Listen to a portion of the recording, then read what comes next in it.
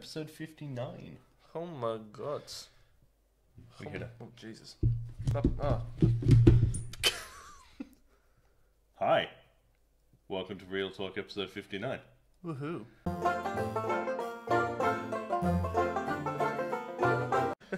Woohoo? Confused woohoo. In brackets. It's just in brackets. Confused woohoo. It'd be good to put on a shirt. Confused woohoo. Sounds like a sex move. It's got to be a sex move. Where's my phone?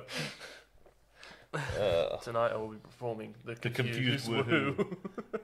Woohoo? Cousin of the Who. Cousin of the Who, the woohoo. Not as famous. Yeah. They're very polite. Destroys instruments in confusion. They don't play music, they just destroy their instruments. They start hitting it with hammers. This is music, right?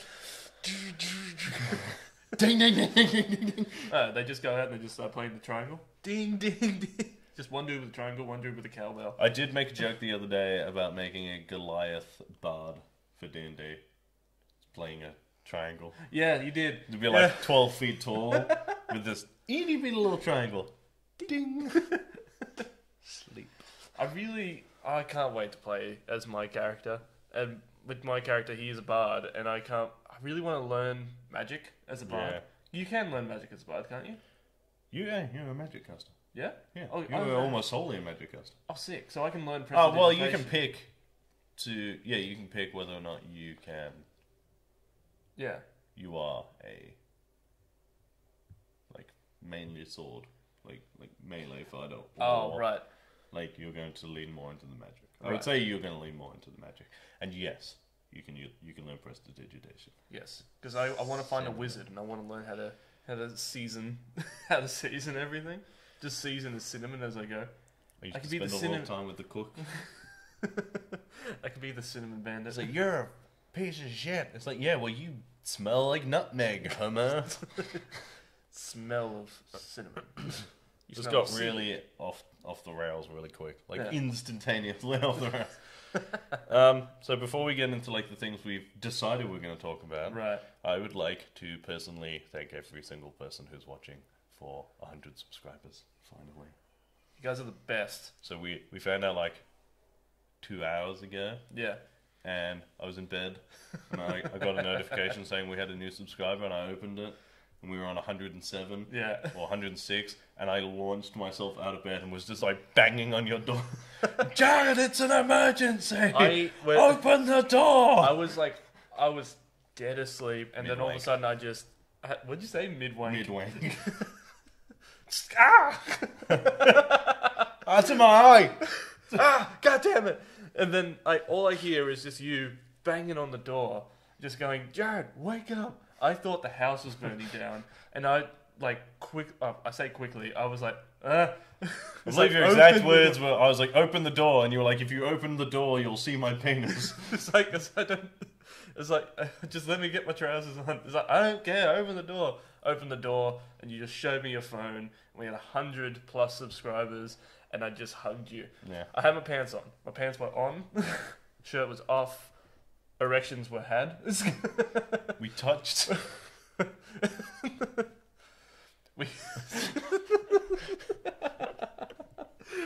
It was a good bonding moment for the company.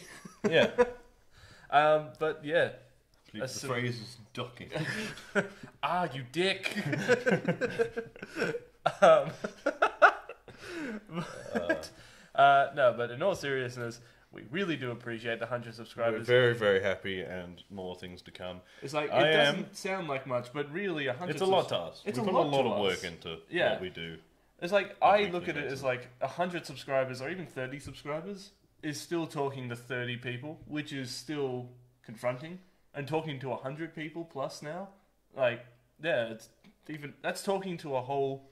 That's a group of people. That's a small That is an amount of people that isn't allowed at the moment. Yeah, we have more subscribers than people who are allowed to go out in public. Yeah, take that. So we couldn't get all of our subscribers in one place. Yeah, stick it to the man. Fuck you guys. Fuck you, ScoMo. So go out and tell everybody else to go and subscribe, just to fuck and then the we'll hold an unsanctioned rally No, we won't. No, we won't. No, we won't. It's like we're not pulling a Melbourne. On the same, We're not pulling a Melbourne. on the same, I have a joke about that for a sec. Yeah. In a sec. Not inappropriate, just funny. Okay. On that note, I'm also we are also deeply appreciative of the reaction to Pop Tales. Yeah. People are loving it. Super happy. Almost as much as I enjoyed making it. Yeah. And it's actually kind of funny because you were saying, like, because with the Nuka-Cola, which people really liked. Like, it's been out for, like, just over 24 hours now, is on 280 something views. Yeah. Which is insane for us. Yeah. I know there are videos getting millions of views, but for us, that's insane. Yeah. But like, to have a video like that and people respond so well to it makes me kind of be like, oh, okay, we're on the right track. Because originally when we had the, the Skyrim Potions episode come out, which is a good episode, which is a very good episode, and the people who watched it liked it. But YouTube is just such a fickle creature to try and understand. Yeah. And you could sit there and try and analyze it, and you can watch all the videos to kind of be like, how to get 1 million subscribers in 24 hours. Thanks, Chad. And like... Rise of the Sad Lord. Right, Rise of the Chad. And like, yeah, you could have all the tips in the world, but at the end of the day, it's like, it's just being persistent, and it's just constantly putting stuff out there and hoping that it sticks to the wall. Yeah. And stuff is sticking to the wall. We're throwing more stuff at the wall now, and people are starting to catch it. I think we're finding our stride. We're finding our audience. Yeah. Like, the people who appreciate our shitty sense of humor. Yeah. And the thing is like you were saying before, is like, because when Nuka-Cola was coming out, that it wasn't my favorite episode to film. Yeah. Yeah. And like, I enjoyed making all of the episodes. But when I made Nuka-Cola, well, it was a good episode, and you saw Blind, it was a good episode. Yeah. I wasn't as in love with it as I was with all the other episodes. Well, I think it was like what we could do with Nuka, or what you could do. Yeah, I think Nuka-Cola was one of those ones that was like, it was very... There's not a lot you can do to get it to look like Nuka-Cola. Yeah. I mean, at the end of the day, Nuka-Cola is a Long Island iced tea. It's actually easier to make a colored drink than a brown drink. Because the really only way to make brown drinks is to use chocolate or Coke. Yeah. So, like, and I'm glad we went with the Coke. Yeah, definitely. It had to be Coke. It had to be Coke. And, like, It was actually really fun to edit as well, because we were just doing a lot more stuff with it, and even the Skyrim potions with it as well. It was really fun to cut and edit. The Skyrim ones I enjoyed. I did say earlier that the first episode, the Pan-Galactic Gargle Blaster, I enjoyed most. Yeah. And I enjoyed drinking the most, less because it's the best cocktail we made. Right. I actually think the best cocktail we made is the next episode that's coming out. The next one? Oh, yeah. If it is what I think it is. I think... The book down there? The book down there. Yeah. Ooh, if it is, I need to go in and I need to change a few things. It's literally just one thing, and then I just got to upload it. Okay, but cool. Then, yeah. But if it is that, it's my favorite one. That one is probably it's definitely the easiest one to make, and it's also like the most delicious. The most delicious one, because at the time, like right now, it's cold. It's the perfect drink for that. Yeah, I'm excited. Yeah. That and the one from Archer that we made later. The one that we made from Archer, that one is fantastic. I like how we just hear like tooting. Actually, while we're tooting our own horns, the cocktails we're working on at the moment for the next season are phenomenal stuff. Yeah, we're working on one, and we're racking our brains around it, but we know we're going to have to get dry ice for it. Yeah, I don't know if that's going to end up being this season. We will work out how to do it. Yeah. I will make it happen at some point. Yeah. If there is a cocktail or a drink in a TV show or movie or anything like pop culture related, comics, that's fine. Yeah. That you want to see made, just drop it in any of the comment sections of our videos. Yeah. I do read all of them. I try to respond to the ones that need responding to. Right. Well, I try to respond to all of them. Doesn't always happen. I'm a very busy person. But I'm a busy man. If you drop it down there, right, I will make it happen. Right.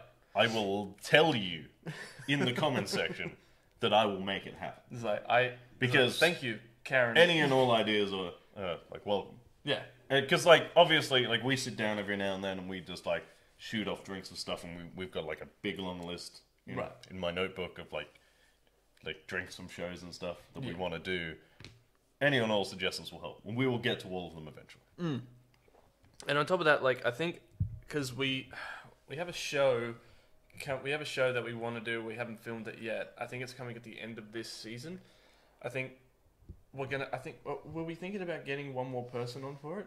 We are thinking about getting for the special. For the special, yes, we are thinking about getting an extra person. I think I know who that person is going to be. Yeah, I think I do too. But we're still working on that one. Yeah, so no spoilers. No spoilers for that one. But hope when that one comes out, I think you guys are gonna like it. Well, there are going to be a specific amount of people who are going to really enjoy it. There's going to be a niche in our audience that's going to go... Yeah. I think everyone will enjoy watching it. Yeah. Some of them will understand. Yeah. Some of them will finally. We needed this. I need a smoking jacket. Yeah, pretty much. I've got my blazer. I can put my blazer on for it. I should get a smoking jacket. We can go and get one. I'm pretty sure this is on sale. Yeah, I'll have a think about that. Yeah. Now that we've done thanking everyone for all of the stuff and like just tooting our own horns about cocktails and like pushing our other shows and stuff. Right. We watched Hamilton last night. We did. We watched. We tried to watch Hamilton. Apparently, so the rest of the fucking world tried to watch Hamilton last night. So, bit of backstory before we get into like what you thought about it. Right. I just missed it when it was out here in Australia. I couldn't afford to go down to Melbourne to watch it. I was devastated. Right. I've had the soundtrack on repeat ever since it came out on Spotify for years. Mm-hmm. It is my favourite soundtrack for any musical ever. It's genius. I'm a Lin-Manuel Miranda fan. Right. To my core. When it got announced, I cried a little bit. Because this is the closest I will ever get to actually watching it on stage, especially with the original cast. The second it came out last night, I walked around the house, was like, I'm putting Hamilton on, I'm putting Hamilton on, I'm putting Hamilton. Come and watch Hamilton with me.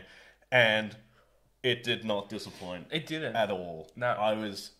I thought maybe that I would have ruined the hype show for me Yeah. by listening to the soundtrack so often. No. Because the whole thing is sung. Right. So I'd listened to the whole thing before. Yeah. Watching it is so much better. I literal goosebumps the entire time. If you're waiting for like how I felt about it, yes. Well, actually, I felt like it was fucking rad. We're 30 seconds. We're well 30 seconds into it. Yeah, shit was fucking rad. Fucking amazing. Yeah, it's like I'm not going to get into like the full niche of like the artistic design and all that kind of stuff. But like, okay. It was rad. It was really cool. It was so cool. Like I've heard of Alexander Hamilton vaguely. Yeah. I knew he was a founding father, but I didn't realize how much he had to do with like, everything. With like the birth of a nation, and he was never talked about. Like granted, we never learnt about him. I'm not American, but like everybody knows about George Washington. Like Thomas Jefferson, James Madison, like you know about these people. It's like you know about the guys whose face is carved into a mountain. Yeah, but you'd never hear about the guy who like pretty much had a hand in making everything, and like was George Washington's right hand man, and it was really cool to see that story, and also like just how it was done as well, like just like because you told me. Like last night after we watched it, it was like it took him like, years. It took him years to write. It took him 2 years just to write My Shot, which is like the hook of the whole show. And like I'd never heard the whole soundtrack. And my brother, he listens to the soundtrack all the time. Shout out to Nathan. Shout out to Nathan. And we will listen to the soundtrack whenever we get into the car. And I remember listening to like Not Throwing Away My Shot and a few, and like the beginning song, like those songs, like I remember hearing, but this, and I'm with you on this one. It was like hearing it and then watching it doesn't ruin it for you. Like it's a good song. You're like, and then when you see like how everyone's sort of interacting with each other and like the movements and like because even stuff like there's moments in it. Like I don't want to spoil it for those people who want to go in and watch it. Yeah, like the whole thing. Yeah. There are moments in that show where listening to it is like great. Yeah. Watching it and seeing like the facial expression changes everything. Yeah, absolutely. Even like the set that they used was it's so creative. You're like gonna that's talk about the spinning floor again. Yeah, I am, because I remember learning about the three. Like, okay, so it's not really a spoiler to kind of say what stage is it. Okay, so in the play they use a stage. I can't remember exactly what it's called, but it's a 360 spinning stage, and it just gives you like full range of motion around the whole stage. And they use it so well just to kind of make the stage feel bigger than it actually is. Yeah. Like to kind of be like walking down the street, or like seeing someone passing by in the street or something like that. There are scenes that require it, and it's so well done. Like, is it the Eye of the Storm? The Eye of the Storm. Yeah. That was because Tom watched it with us, and Tom went like, "That's awesome." It is awesome. It's so cool. And oh man, I like there are some people out there who's going to be like, "Oh, you're not really explaining it like the right way." It's like the best way I could possibly explain Hamilton is that it's rad. Like, I mean, there are better ways to explain it, but like, it's fucking lit. It's well written. It's well performed. Yeah. There isn't a single moment of it that you're not engaged, which is rare with anything. Like even there are even Star Wars movies where like certain scenes you sort of dip out a little bit. This thing is like it doesn't mind-boggling and emotional from the moment it starts. Yeah. To the literal moment the curtains good. I got teary. Insane. I got teary like at one point. And I think you know what point I'm talking about. I got really teary, and I didn't want to kind of be like and wipe my eye, because like I'm really self-conscious when it comes to that. It's like I don't like crying, and it's I don't care. I know you don't care, but it does this thing that I always find is like it's the hardest part to nail in something as serious as like the musical it was. Yeah, comedy in the right places. Yeah. Like just enough so there's a really like quick subtle joke right after that scene that's super depressing. Right. Where it's just like, he's like, "Can we do this, please?" And he's like wiping his eyes away. And it is just enough to raise the mood a little bit, but not undercut the scene that just happened. Yeah. That is really hard to do. It is. And it takes a particular writer to kind of make it happen. I feel like it has to be done with like a little bit of finesse, and also with like a little bit of precision as well. Yeah. So that play. I'm gonna make the call now. Yeah. Lin-Manuel Miranda is a fucking genius. He's a clever fella. he's a genius. I'll call it. Like, you don't get many geniuses. In a generation, like one that just knows how to work stuff and knows how to engage an audience so well. He's one. Yeah. Like he's a genius. I mean, I honestly do think, like, because he can sing, he can dance, he can write. Yeah. I honestly do think, like, if he could paint, he'd be the Leonardo DiCaprio of our time. Like, I can name a couple of people. DiCaprio, Leonardo da Vinci of our time. We have a Leonardo DiCaprio in our time. And he hasn't, well, no, he's won an Oscar, hasn't he? Yeah, just. Okay, he won one. Not for the movie he deserved it for, but he won one. He just got one. Yeah. There are a few people that I can, like, 100% say off the top of my head were geniuses. Right. Like, especially like the pop culture world. Right. Steven Spielberg. Yep. John Williams. Yep. Stan Lee. Yeah. Yeah. But yeah, those guys are geniuses. Alfred Hitchcock was a jerk. He was a genius. Yeah. Hitchcock did Psycho and all that, didn't he? Yeah. Yeah. He was the one. A lot of people kind of said like, you can't do that. That's disgusting, and he kind of pushed for it. I went, I could do what I want. Pretty much. It was like they were against the whole Psycho movie because they didn't want to show blood. They'd never done that before. And he kind of goes like, but what's the point? What's the point of having a horror movie if you can't show any blood? Yeah. Like, that's what happens. Yeah. And, the other one, for if we're going for the Psycho but a junior, Stanley Kubrick. Stanley Kubrick. Yeah, he did, I think he did The Shining. Did he? Pretty sure so, yeah. Oh, he directed The Shining. Because I was about to say, didn't... But he's like... Yeah, he did, because he was the one who tortured that fucking poor woman. Yeah, I've heard... To get the perfect fucking... Yeah, no, the guy made fantastic films, but he's a genius. But he's a horrible, horrible prick. But, like, oh, man, I've heard some of the stories from, like, behind-the-scenes stories of the making of The Shining. That scene with I think it was with the axe through the door. Is it that scene? He did it 127 times. I don't think it's the axe in the door. I think it was the scene when it's her and Jack Nicholson on the staircase. Yeah. And the amount of times where like he would make her break down into tears just to get... Like, he was calling her names, calling her, like, anorexic, calling her all this stuff, just to get her to break down to tears, and just as she was on the brink, then they would film. Like, it was ridiculous. Like, you definitely couldn't do that as a director now. Oh, you would never get away with that shit. You would never get away with that shit now. Like, oh, fuck. Like, there's method acting. Can you be a method director?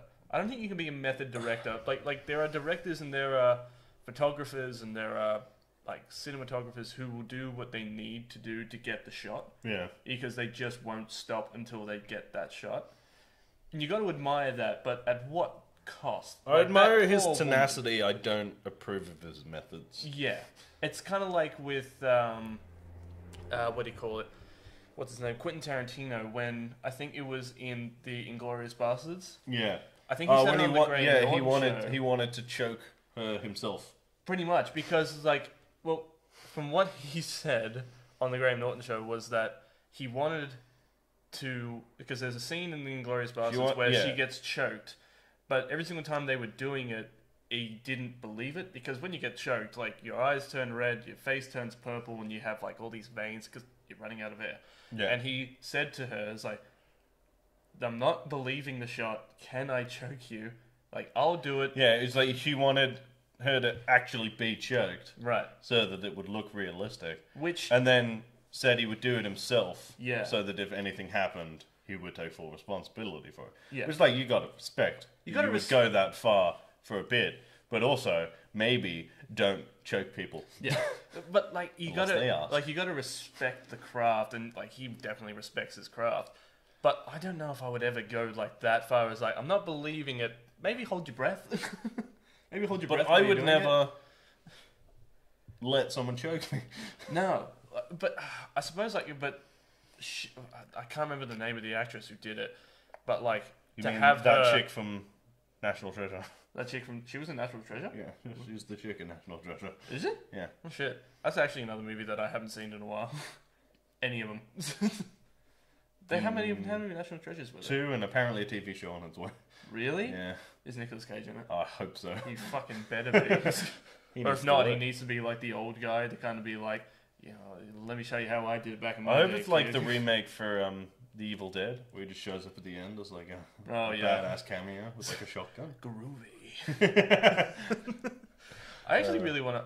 Oh, fuck, what were we talking about? We were talking about Hamilton, but just go. Well, yeah. I've fucking lost my train of thought. But we were talking about Evil Dead. That's right. I do want to watch Evil Dead. Not for the movie. I want to watch it for the for the special effects. For the bit. Like, I want to watch it for like Evil Dead was kind of one of those movies that kind of pushed the homemade special effects industry forward a bit. Yeah.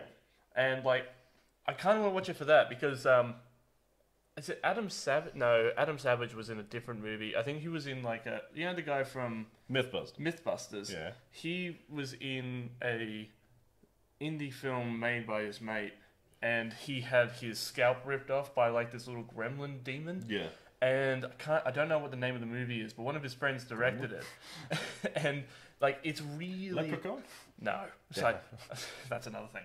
And like, he has his scalp ripped off, and watching it, and like, I just want to see like how they do, because I'm interested in how like they do the special effects, like how they make the mask, how they do like that, how they rip someone's face off, like in the movie. It's just that stuff interests me, and that's why I want to watch The Evil Dead, is because it's like set design, prop design, like even monster design. That does it for me, and I really want to watch it for that. It's cool. I've heard that the movie itself isn't that great. Probably not. It was an indie move made by someone's mate. Yeah, but I still want to watch it. I really want to watch it. Also, you don't read a book made out of flesh, written in satanic rituals. You don't, no. No. Like, what kind of a fucking moron do you have to be to kind of be like, that looks like a good read? Yeah, no, but there's, like, So many movies that do that. Yeah. The Mummy. The Mummy. Fuck. It's like there's a big thing that says Book of the Dead. Like, don't read. Like, Yeah. on front fucking cover. Do not read this book. Yeah. And she just goes, I'm gonna read it. I was like, you found it buried underneath the dead guy. Don't read that. Like, I don't believe in that shit. And I know if I found a book buried underneath the dead guy, I'm burning the fucking book. That's so fucking stupid. Put it back where you found it. Fuck. I mean, like, I'm pretty sure, what was it? Cabin in the Woods flipped that on its head. Because, like, when they go... Spoilers if you haven't seen Cabin in the Woods. But in the movie, they go... It's the classic 5... people... the 5 stereotypes. The 5 stereotypes. Yeah. And they go to a cabin in the woods... And they find, like, this underground... They find this cellar underneath the house. And there are these different items. And every item has their own horror to it. And, like, depending... And, like, you pick one and that's how you die. Which is really cool. And every single one of... And, like, I think it's the stoner who kind of goes, like... Don't touch any of this stuff. Like, it's clearly... This clearly means don't touch it. Let's just go back upstairs. Nothing will happen. And then... The dickheads just like they pick something up. I can't remember what they pick up. Oh no, she picks up a diary. Yeah. And then she reads from the diary, and then that's just how it happens. But like, I just love how there's always that one person that kind of be like, maybe that's stupid. That's Don't stupid. Do that. Let's not do that. But yeah, like I feel like that movie needed to be made because the horror genre was just getting a bit of a parody of itself. I think after like what was it, Friday the 13th, and they kept on remaking it. To the point where it's like Freddy Goes to Hell. Have you ever seen the beginning of that movie? Freddy Goes to Hell. Yeah. Yeah. It's so ridiculous. It's garbage. It's like this girl's in the shower and then she does a somersault out and then she pulls out a fucking Uzi and then just SWAT team just surrounds Jason and just destroys him and then he goes to hell. It doesn't make any sense. I think at that point they kind of been like, we don't even know what's happening anymore. Yeah. So it was like they wiped the entire Halloween franchise except for the first one just to remake like the sequel there. And thank God they did. Yeah. Fuck, Halloween went off the rails, kind of like what we're doing. Went off the rails so fucking bad.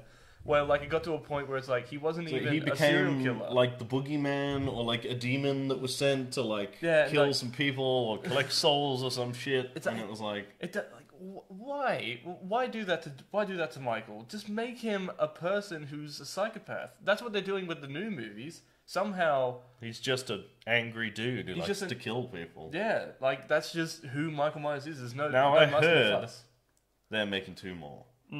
Now I hope. Well, they're definitely making another one. I hope. Yeah. They don't ruin it by jumping the gun too much. Yeah. I would have been happy just with one movie. I was happy with the ending, like the ambiguous, like that ending. Did he die in the cellar ending? Yeah, I like that. That's a good ending. Yeah, like it's like he's there and he's not. Like it could be, it could not be. But like the fact that now we're gonna make another one means that like we know.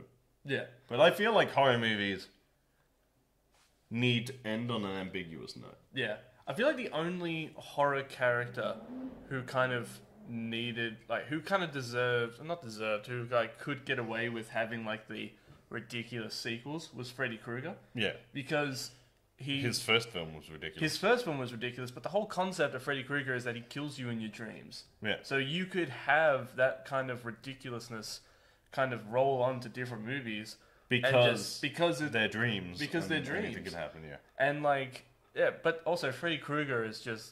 He's just one of those characters. He's just like, you can't not watch him. He's entertaining. I love Freddy Krueger. Freddy Krueger is my favorite. The remake was a bit... The remake sucks. Yeah. And I'm holding my guns to that. I was going to say a bit disappointing, but yeah, shit. Shit is the right word for that. Yeah. Isn't he played by the guy who plays Rorschach? Yeah. Look, and he's a really good actor, and he can be creepy when he wants to. Creepy really well. He does play creepy really well. But like, to me, Freddy Krueger is always going to be not Rowan Atkinson.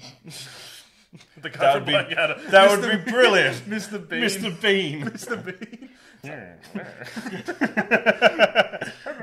We've just written the best parody for fucking Nightmare on Elm Street ever. It's like just walking around like Freddy Krueger's boiler room, and then all of a sudden, this is him with his teddy bear. It's just been like, hello.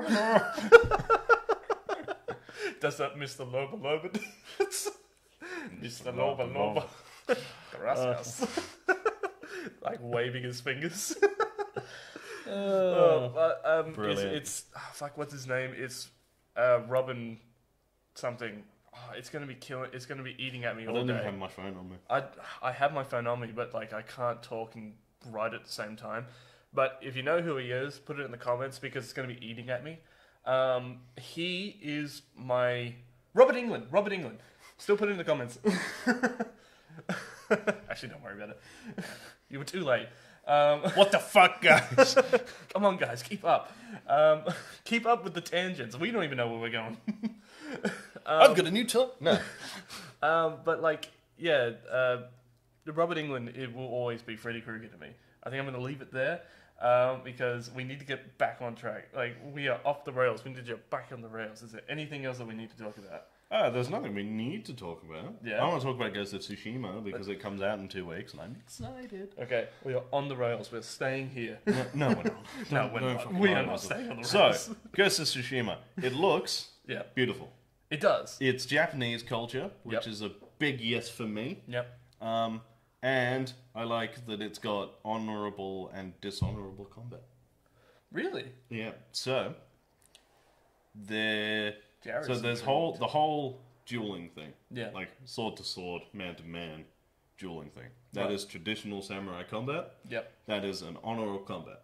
So like it is called honorable combat because like you go one on one, it is skill on skill. Right. Best man wins. Right. Now, he is on a mission to get revenge. Right. So, he's up against an entire horde of bad guys. Right. He knows he can't win if he just walks into camp with a sword. Right. So he starts stealth killing people, climbing around doing all this shit. Right. Right. That is dishonorable combat. Because he is not facing a man in combat. He is murdering people.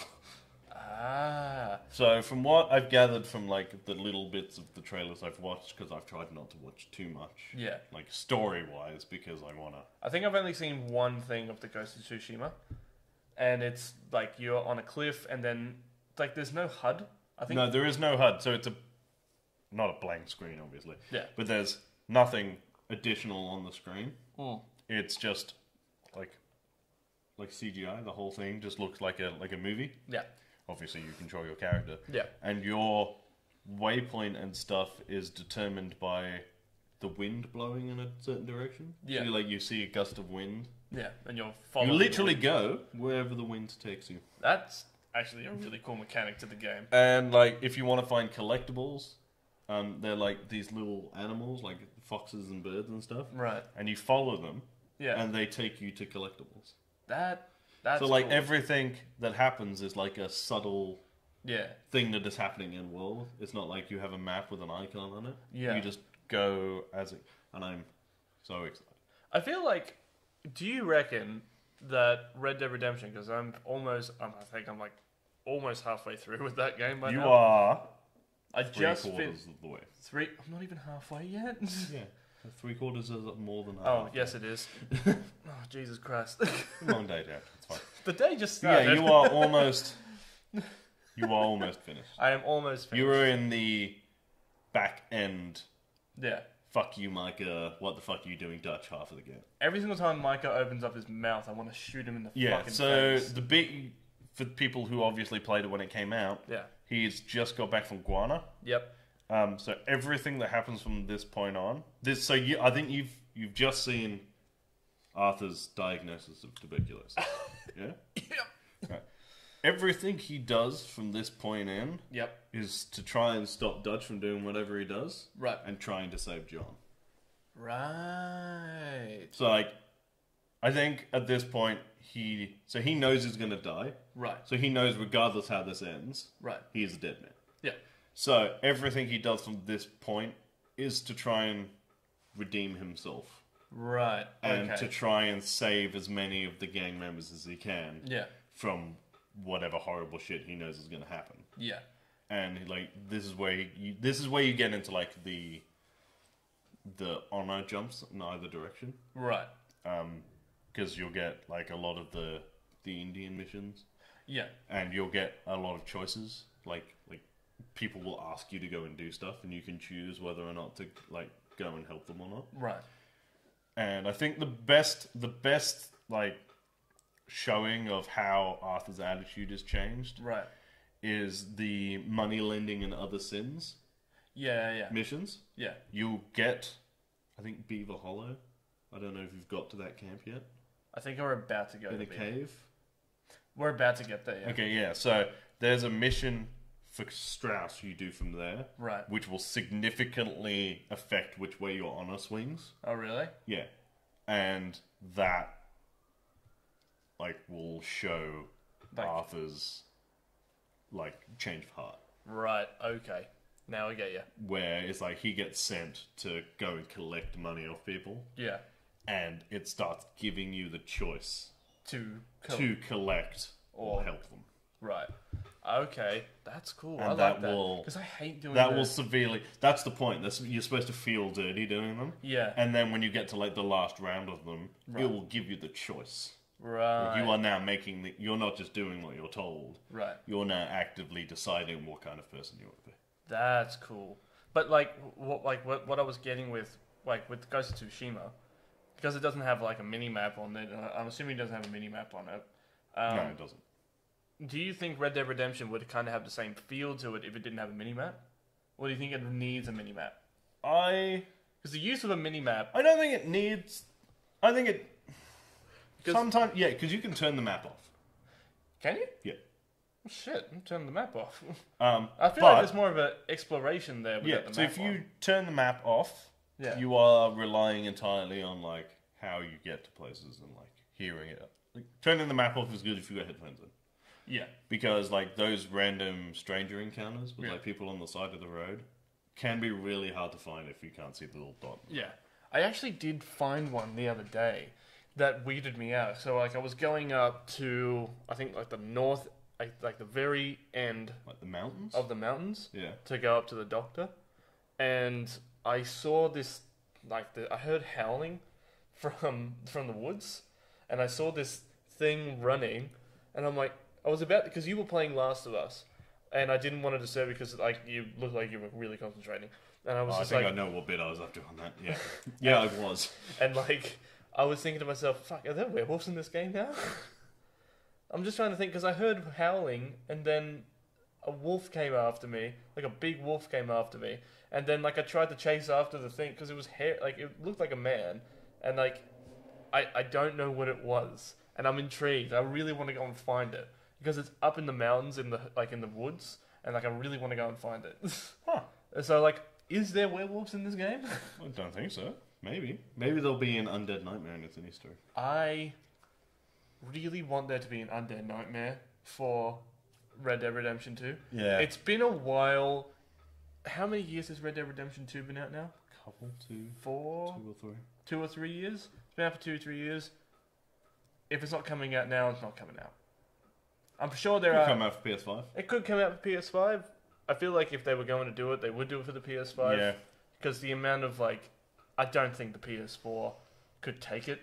No. No. Like... The PS4 is struggling to run Last of Us. Yeah. Yeah, pretty much. Like, I'm not saying, like, it's not going to explode at any time. Yeah. But I was saying to you the other night that, when the PS3 was on its way out and the PS4 was on its way in, we knew a new console was coming because the PS3 could no longer handle what was happening. Yeah. Whereas we were saying that like, the PS4 has been fine, like running all of the stuff up to this point. Yeah. Playing The Last of Us, it's struggling. It's like the fan is like it's like a jet engine. Yeah, it's like running at full capacity. It's like I'm not concerned that it's going to die at any point. Yeah, I hope. I'm sure I'll be fine. Just touch wood. Yeah, but it's definitely like on its way out. Yeah. Oh man. Well, we're almost at 40 minutes. Do you want to call it there? Yeah, we should call it. We should call it there. Once again, thank you all for 100 subscribers. I'm super stoked. Thank you for watching Pop Tales. The new episode comes out next Friday. Yes. Not this Friday. Next Friday. Yep. If you want to follow Real Talk on Facebook or Instagram or YouTube, it's Real Talk _pop culture discussions. If you want to follow us on Twitter, it's Real at real_pop. Yep. If you want to follow me on Twitter, I'm at Review by Lurch, and I'm on Instagram at RealTalkRice. And if you want to follow me on Instagram and Twitter, I am at JaredKiddo1. You can go and watch our live streams on Twitch at twitch.tv/RealTalkPCDGaming. And I'm getting back on that. When eventually our internet stopped being shit. Yeah. IINet. And as always, guys, keep it real. And stay sexy. We love you. Yeah. Like and subscribe.